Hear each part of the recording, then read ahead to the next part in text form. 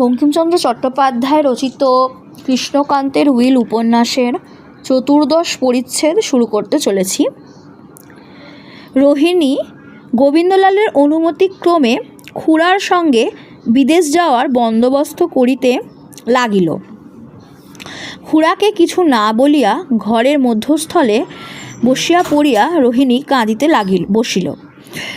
এই হরিদ্রা গ্রাম ছাড়িয়া আমার যাওয়া হইবে না, না দেখিয়া মরিয়া যাইব। আমি কলিকাতায় গেলে গোবিন্দলালকে তো দেখিতে পাইব না, আমি যাইব না। রোহিণী এই ভেবে কাঁদতে শুরু করল।